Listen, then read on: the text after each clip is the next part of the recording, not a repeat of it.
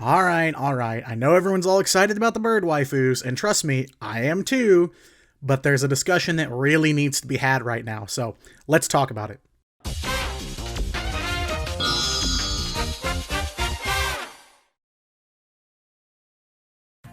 Hello to all of my kings, queens, and everyone in between out there. I'm your boy Diatonic, and I am back once again with the guerrilla-style videos to talk about something that has just recently come up in the Duel Links community. So, as you may have been able to tell by that preview, we're facing a new problem going forward, and I think that this is an important issue that needs to be discussed and talked about, needs to be at the forefront of the community at the moment.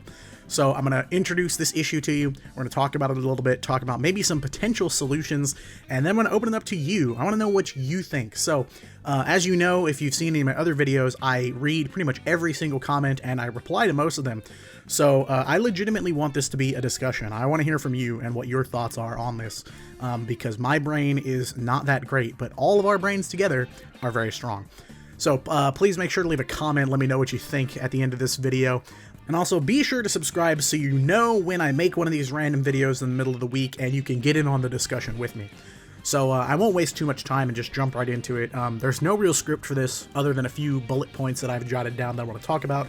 So excuse the kind of really terrible analysis in this, but I think it's important to get this thing out and get this conversation going because I'm surprised it's not already a prevalent issue. As you know, the new box has just recently come out, Sign of Harpies, and everyone was kind of talking about, new Harpy support, oh my god, and, Lightning Vortex is coming, it's a strong card, and, Draco Sack, we have these really great Xyz monsters, but we kind of overlooked one of the archetypes in this box, and that is coming back to bite us hard, and that is FA, the Formula Athletes, as I was informed in the comments of the last video. So, I will pose the question for this video at the very beginning, then I'll present the situation, and then I'm going to open it up for you guys to throw in your 2 cents as well. So the question for this video, should Konami institute an emergency ban to reduce the power of FAs? Okay, so for the uninformed, we should start from the very beginning. What the heck even are FAs? What is their gimmick? Well, essentially FAs all have this racing theme, right? And the main mechanic is playing with their levels, usually involving increasing them to power them up and set up for big synchro monsters. But it's all about changing the level of your FA monsters in order to line them up to go into your bosses or whatever you need to do. So just as a quick overview, you've got cards like Hang On Mock that increase their level every time you play a spell or trap or activate an effect. You got field spells that'll increase all the levels of your FA monsters during the main phase and the battle phase. You got a really nice quick play draw spell that reduces the level of monsters. Their tuner special summons itself and slurps up extra levels from your other FA monsters. There's a lot going on here. But the main idea is trying to beef up your monsters' levels to make them stronger and to go into synchro plays. And also maybe some Xyz shenanigans too, but we'll get there. The idea is for synchros. This is a synchro archetype.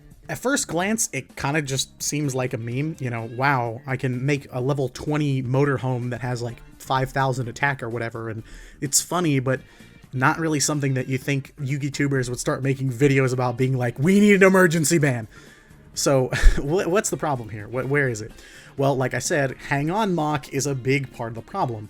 So, like I said, gains attack equal to its level times 300, so when you play it, it's 1200 monster, nothing big.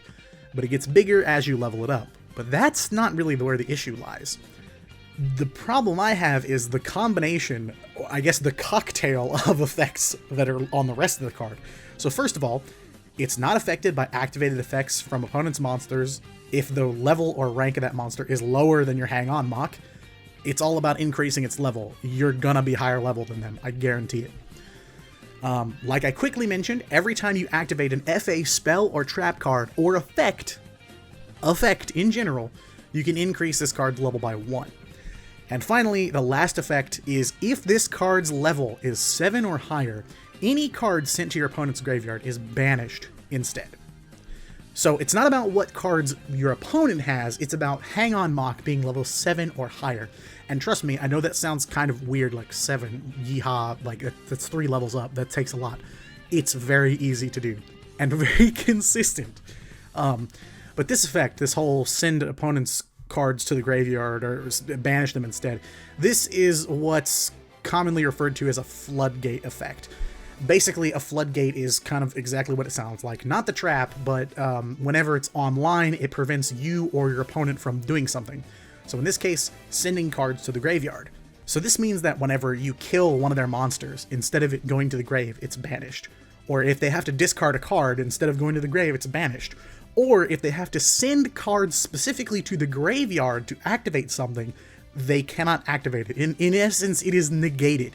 And now, for the astute in the audience, you'll start to see where the problem is. So when you combine this with cards like FA Off-Road Grand Prix or Circuit Grand Prix that are field spells, where when you play it, you can immediately level up Hang On Mock, and they also level up Hang On Mock as long as they're on the board, you start to see how easy it is to level him up really, really fast.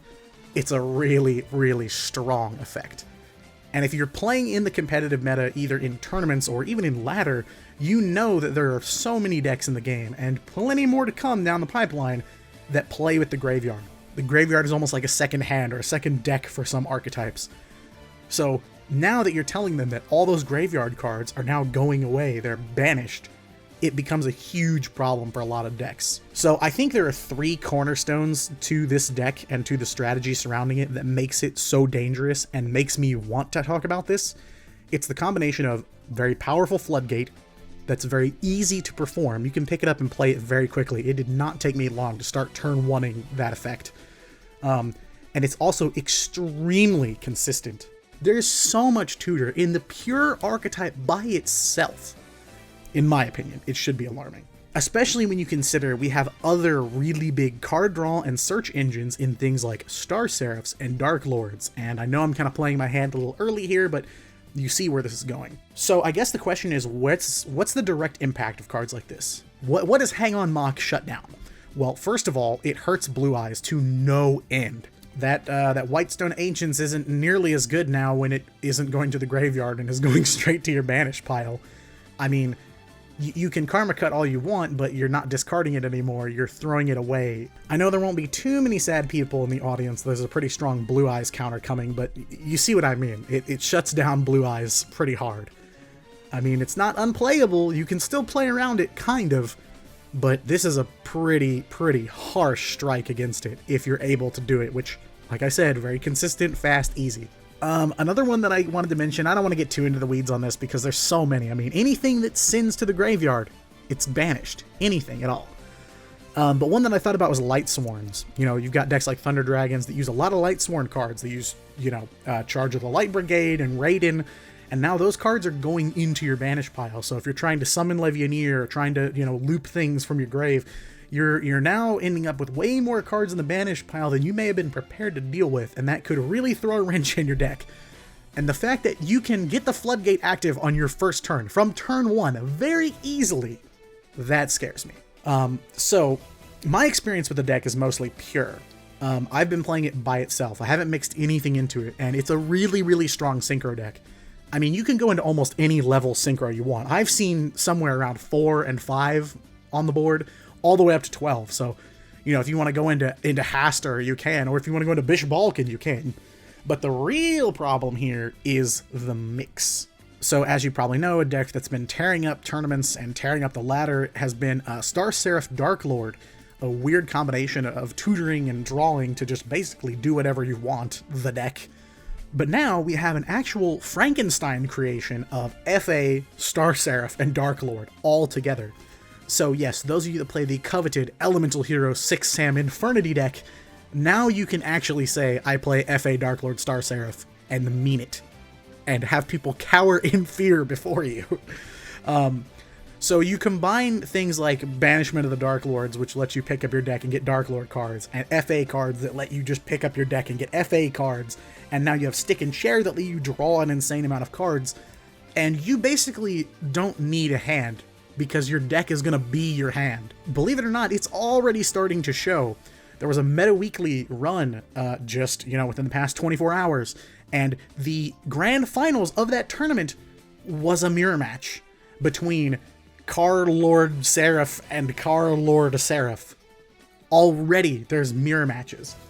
And the builds were a little different. They weren't fundamentally the same, but the ideas were there. Hang On Mock, stick and chair, Dark Lord package, done. But the fact that not only are those decks being played, but they are topping, and they are the top 2 decks in the first big tournament that happens right after release, that's scary.